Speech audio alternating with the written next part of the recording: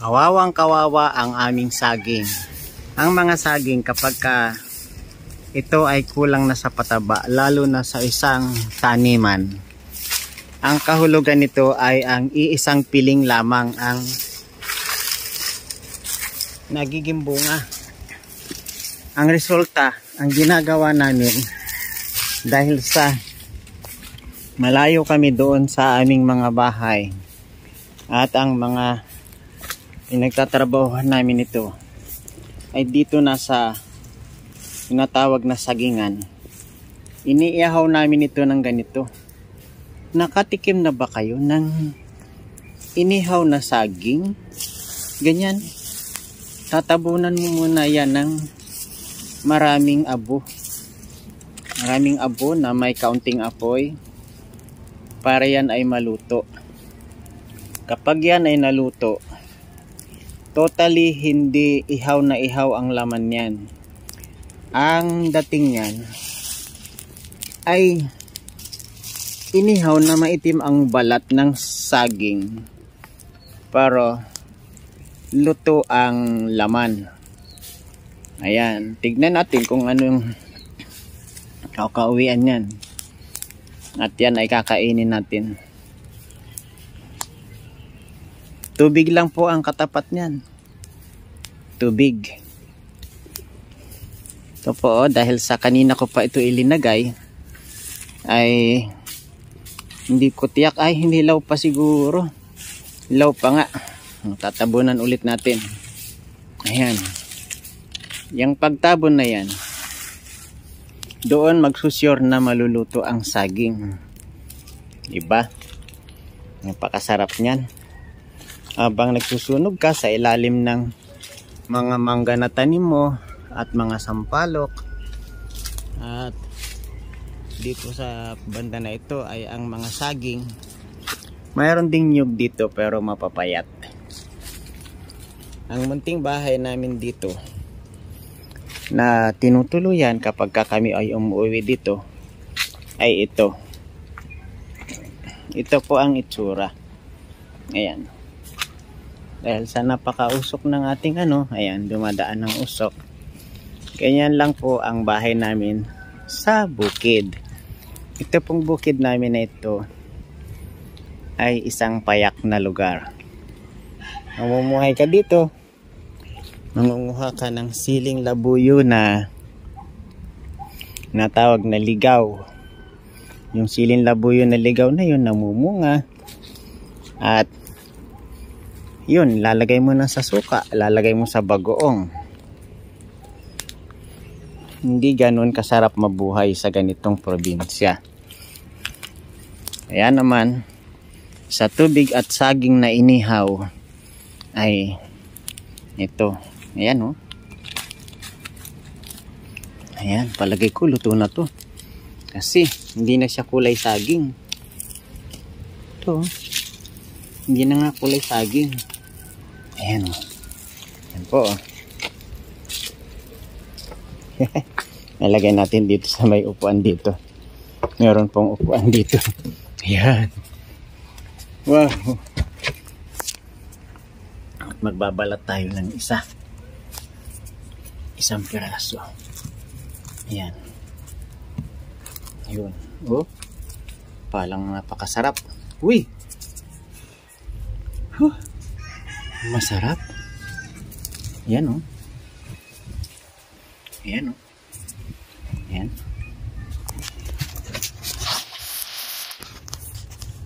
Pagbutihin natin ang pagbabalat. Ito. Ito na. Ayan. Diba? Oh, yes. Nakakain ba kayo ng ganito? Inihaw na saging na ang tawag nito ay sinugba. Ayan, oh. Ayan. Ganito pagkain. Tigas. Ayun. Sarap.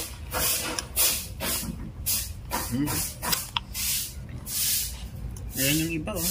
Ayan o. Yun lang yan, umihaw o.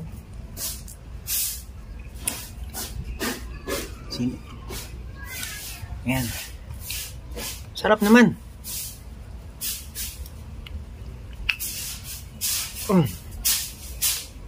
Nabalagatik yung postiso ka. Yun, sarap. Ayan po.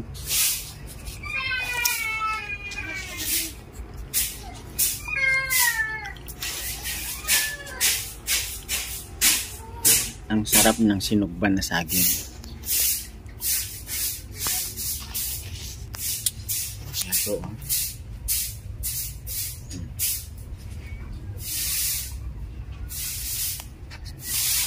Kakagat tayo ulit.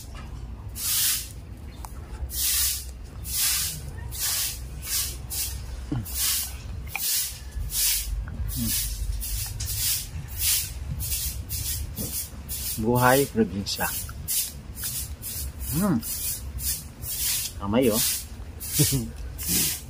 Itim.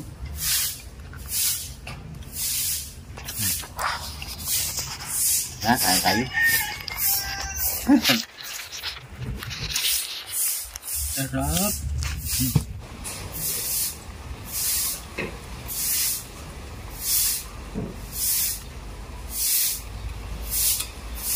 Saging na saba, sinugba.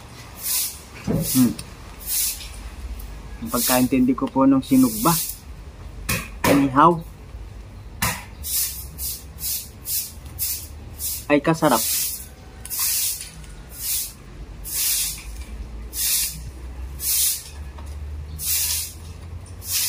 Sarap po.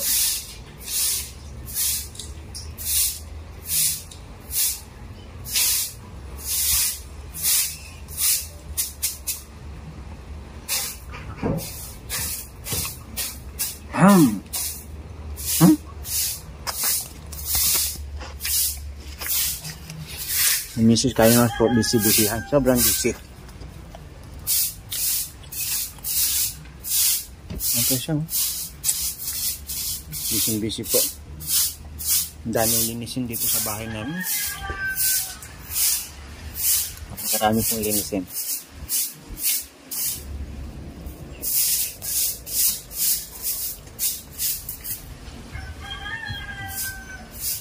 Kung nagdanas ka ng hirap at talagang natikman mo yung walang-wala kayong bigas, wala rin kayong tawag doon, yung pambili ng gaas, dahil dati nun di bomba lang, wala ka na talagang choice kundi ang saging ihawin mo na lang kasi kaya mong gumawa ng apoy, tsaka uminom ka na lang ng tubig, walang wala. Minsan pwede po itong isawsaw sa asin saka mantika. Nakakain ba kayo nun? Yung mga hindi nakakain nun, hindi po kayo naghirap, hindi kayo nagdanas ng hirap. Kami nagdanas kami ng hirap, sobrang hirap. Asin saka mantika lang po, pwede na sa akin yun. Nanananghalian kami ng inihaw na saging, asin, mantika, pwede na po. Saka tubig, hindi po nun mineral water ang tubig, doon po sa tinatawag na free-flowing water, bundok yun. Doon kami kumukuha ng inumin namin. Kaya naman sanay kami kumain ng ganitong saging na inihaw.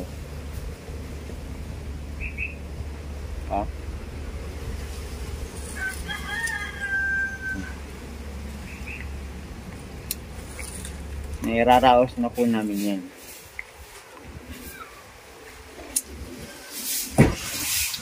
Kaya minsan pagbabalik tanaw, isa po kasi buwig ang natiba akong saging, isang piling, ito lang, inihaw ko na lang, pero ang sarap. Ang sarap po. Yun yung mga alaala na kaya-kayang gawin ng mga kabataan ngayon. Kung sakali na survivor kayo, kung sakali na dumating yung panahon na may gera, kaya nyong kumain ng inihaw na saging saka tubig. Mabubuhay kaya kayo ng walang burger, walang milk tea? Yun ang mga tanong naming mga senior. Kasi kaming mga senior ay marami kaming pinagdanasan na hindi nyo pa pinagdadaanan. Aming mga anak na kabataan. Sana ay sa saging na inihaw, ikaw ay mabubuhay din. Thank you very much. Ngayon po ay maglilinis tayo. Walis-walis tayo. Dito sa munting lupain dito sa probinsya. Probinsya po ito ng Bulacan. Ayan po. Nagdagan natin ng ano yan para umapoy. Ayan. Nagdagan natin ng mga dahon-dahon. Ayan. Para umapoy ulit yan. Ayan. Nagsisimula na naman po. Umusok yan. Para magdulot ng apoy. Ganyan. Masarap sumilong sa mga puno. Yan. Malalaking puno. Na tumingala ng bunga. Pero ang pagbubunga po ng mangga ngayon dito sa amin ay wala po.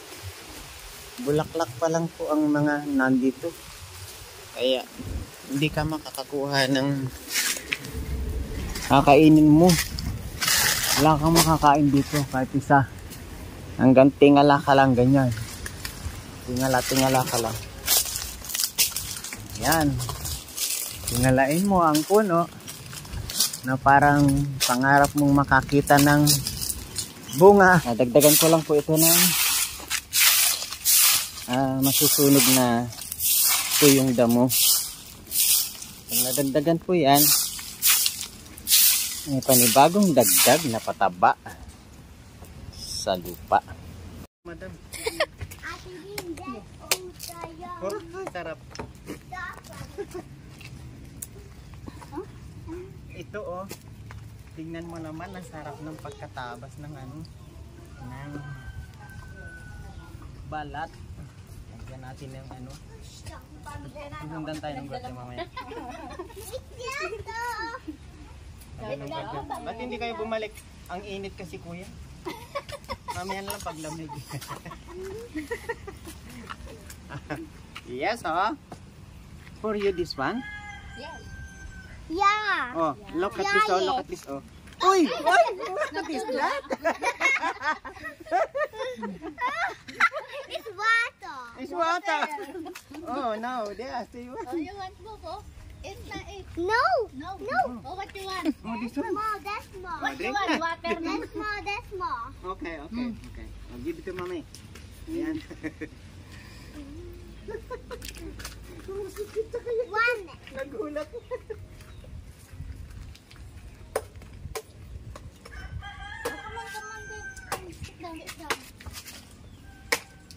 Ang amo ng aking apo Okay. Alam mo yung palatandaan na yan, madam? Yung pagkapasok mo yan. So, signal yan. Go signal. Wow. Niwan na namin yung kotse doon sa kung kumuha ng buko sa amin. Ibinilin ko na. Ay di tatawid na kami. Ay nakatawid na. Sabi nung girl, pwede naman yung pasok. Siya lang pagkababa ng karga. Babalik. Ay binigyan naman ng tatlong saging na I love you. Let's try that. Yes. Bakit hinahawakan mo yung pututoy mo? Walang pampers? May pala. Once in my breath ako. Yeah. At saan? May FC. Very good. Kala ko walang brief. Ala. May brief naman pala eh. Huwag ka na magpapampers. Kasi kuya ka na na. Big boy ka na na. Mukbang Ihi ako sa grep. Ha? Alit yan. Nakakaihi ka sa brief. Huwag kang ihi sa bread. Lalabas mo yung patotoy pag iihi. Lalabas mo ganon. Inom ko muna. Mukbang. Inom tayo ng tubig ng buko sa tag-araw. Grabe dami palang tubig nito. Hey, Hey, you keep doing. Keep doing. Ato ba?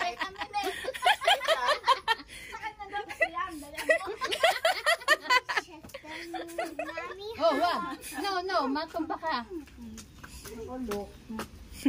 Bilingin natin yung ano. masabi yan si Joy. Hey, Sabi. ang dami ba yung laman? Doing. Let's keep doing. Yes. Wait lang. Wait lang. Wait, come on, come on. Kaya ngayon itong biyakin lang hindi matatapon yung sabaw. Ayan yung sabaw. Oh, natatapos na nga eh. Dikit naman na. Hindi pa mainit. Ay, baka masunog na.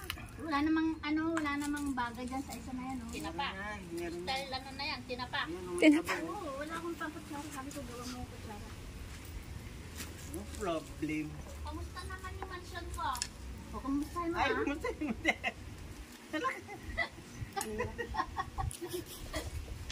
Maya, nadalawin ka Sabi na. ko na sa'yo, ang hirap na inamin eh. Hirap na daw yun namin.